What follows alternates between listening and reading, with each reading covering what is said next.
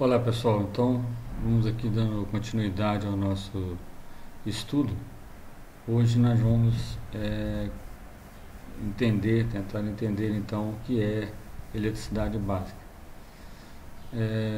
Nessa apresentação nós gostaríamos de frisar aqui esses três tópicos que nós falamos na última aula, que na verdade nós vamos fazer o entendimento do o que é eletricidade, como ela se apresenta e quais as formas práticas de sua utilização. No entanto, quando se fala muito em eletricidade, pensa-se logo nas questões de componentes, cabos, né, fios, pilhas, transformadores, geradores, equipamentos, mas não se sabe, muitas pessoas não compreendem exatamente como ela é formada, como a eletricidade realmente age dentro dos materiais para se comportar como o elemento capaz de fazer com que os componentes e os equipamentos funcionem. Então, talvez na minha opinião aqui, eu quero deixar para vocês que o que é eletricidade seria a parte mais importante que vocês têm que prestar atenção e entender, que a partir daí vocês vão ter o entendimento de todas as outras coisas, explicações que vão se falar com respeito à eletricidade. Então, antes de pensarmos nas formas práticas de utilização, né, nós vamos pensar primeiro, entender o que é eletricidade e como ela se apresenta. Bom, o que é eletricidade, nós vemos aí que é um fenômeno químico, né? Fenômeno químico que acontece na natureza, ele está presente no ar, está presente nos líquidos, nos materiais, em tudo que está à nossa volta. Por que um fenômeno químico? Porque na verdade todos os materiais que são hoje utilizados, né, no campo da energia elétrica, eles são formados de matérias, né? Ou seja, materiais são formados de matérias. Esses materiais, eles têm em suas composições campos elétricos diferentes. E esses materiais, por serem formados de matérias diferentes, essas matérias têm composições diferentes também. E elas são, por sua vez, formadas de composições atômicas. Essas composições atômicas diferentes formam os diferentes tipos de matérias. E essas matérias formam os diferentes tipos de materiais. Então é tudo uma questão de nós estarmos raciocinando aqui no sentido reverso. Os componentes elétricos, as partes de um circuito elétrico, elas são formadas de materiais que têm campos elétricos diferentes. Esses materiais são formados de matérias diferentes, que por sua vez têm composições atômicas diferentes.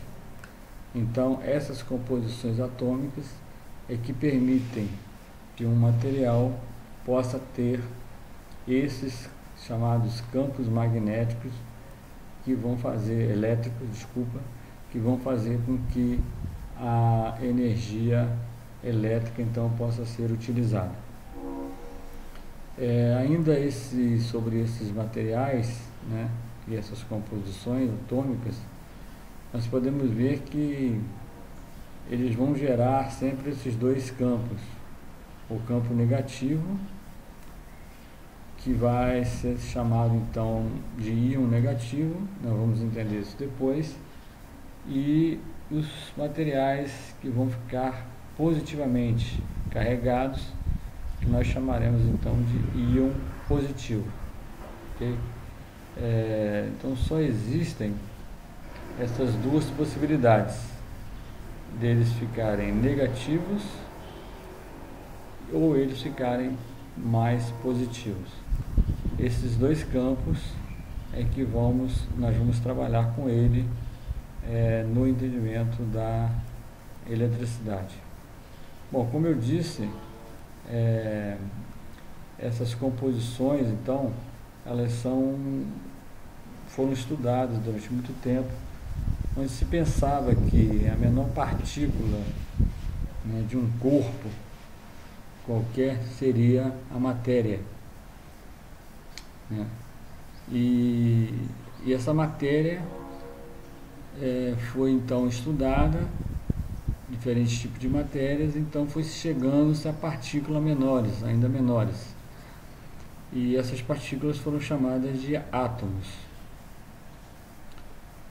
Ou seja, o átomo é a menor partícula em que se pode dividir uma matéria sem que ela perca as suas características básicas. Então, gravem bem isso. Um átomo, ele é a menor divisão que se pode chegar, porém, desde que ele não perca as suas características básicas. Então, um átomo que compõe uma matéria, por exemplo, de plástico, ou de metal, ou de madeira, de qualquer outro tipo de material, ela vai ser estudada à parte, porém, esse átomo, ele não perde as características dessa matéria. E essa matéria vai formar os determinados tipos de materiais. Daí a possibilidade de nós fabricarmos vários tipos de materiais. Hoje o homem, com a tecnologia que ele conhece, ele consegue inclusive fabricar materiais novos, não encontrados na natureza. E exatamente utilizando essa técnica de ajuntar os átomos de forma a compor essas matérias. Existem na natureza os materiais, as matérias já formadas, porém é através da associação desses átomos que vai se conseguir fabricar praticamente, né, materiais e matérias novas. Bom, então quando se fala em átomo, se pensa em atômico, e atômico se pensa em bomba atômica, energia atômica, coisas desse tipo. Na verdade, o que acontece é que ao se estudar a estrutura de um átomo, se chega então a essas condições em que os átomos vão ser dispostos de tal maneira que vão permitir a formação desses materiais. Essas concentrações de átomo permitem a formação desses materiais. Mas o que é, na verdade, um átomo, né?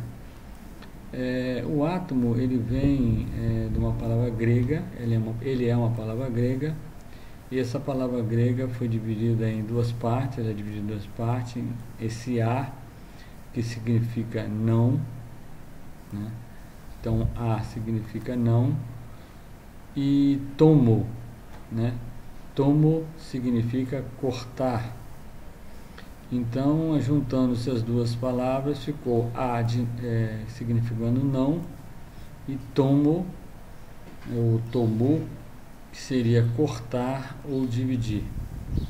Então, portanto, a definição final da palavra átomo é que ele é não divisível. Então, aí sim se chegou, após estudos, na menor partícula em que se pode ser dividido as matérias. Então, foram feitas várias experiências em laboratório e chegou-se à composição final, né, mínima de uma matéria. Então, ela é composta de átomos. E como são esses átomos, né, na verdade? Esses átomos, eles são uma formação desse tipo, onde eles possuem um núcleo que fica centralizado. Dentro desse núcleo estão os chamados prótons. Esses prótons têm carga elétrica positiva, e existem também os nêutrons. Esses nêutrons não possuem carga nenhuma, por isso o nome nêutron. Em volta desse núcleo estão constantemente girando, os elétrons, que são pequenas cargas, elementos de carga negativa. Então, esse núcleo, né, formado de prótons e nêutrons, o número de prótons é igual ao número de elétrons que estão girando. Então, se aqui tem, por exemplo, como nesse átomo, 3 elétrons girando, então o núcleo terão 3 prótons. E os nêutrons, eles são uma parte que não possui carga, porém eles ajudam na formação da massa do átomo, porque o átomo, ele é na verdade uma partícula, uma pequena partícula da matéria. Então ele precisa ele precisa existir, e para que ele exista, ele não é uma coisa totalmente subjetiva, ele tem que ter massa, e essa massa então utilizando-se os nêutrons. Bom, esses elétrons, eles ficam girando em torno do núcleo, porque de uma certa forma o núcleo, por ter carga positiva, e o elétron por ter carga negativa, essas duas cargas, nós vamos ver futuramente que elas têm cargas de valores de potenciais diferentes. Elas têm a particularidade de serem atraídas, ou seja, uma carga positiva, ela tende a atrair a carga negativa. Porém, ele não tem força suficiente, esse núcleo, para atrair totalmente o elétron. Senão o átomo, se acontecesse isso, e no caso da bomba atômica isso acontece, mas é provocado, né, pela intervenção humana, um processo químico que vai desencadear isso, mas não é para nós estudarmos isso agora. Então, na verdade, esse elétron, ele fica sendo como que atraído, porém, como não existe uma força suficiente, porque a força eletricamente positiva do átomo não tem a mesma força negativa dos elétrons, então ele não consegue atrair. É como se fosse assim, ele está tentando atrair, mas como ele tem a mesma força um do outro, ele não consegue atrair. E por sua vez, esse elétron também ele não escapa dessa órbita, porque ele está o tempo todo girando, como que tentando se manter nessa órbita em função dessa polaridade, né, contrária do núcleo, que o mantém nessa órbita.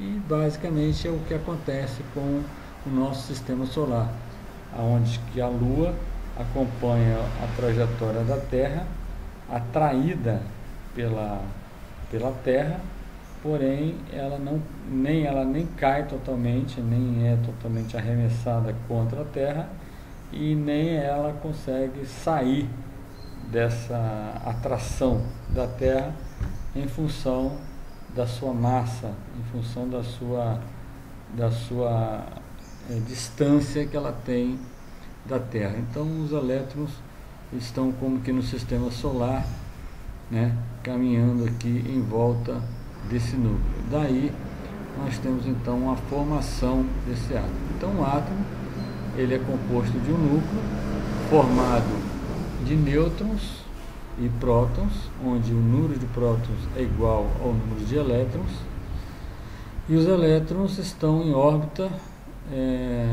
desse núcleo.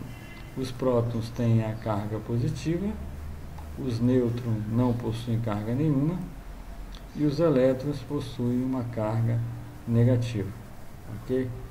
Então nós vamos hoje ficar por aqui. Esperamos que tenham compreendido, mas no decorrer das próximas aulas isso vai ficar um pouco mais claro, essa questão das cargas, porque existe uma lei que rege essas cargas. Então eu queria dar uma noção para vocês de como são formados esses materiais, essas matérias que compõem o nosso sistema, né? O sistema que foi criado.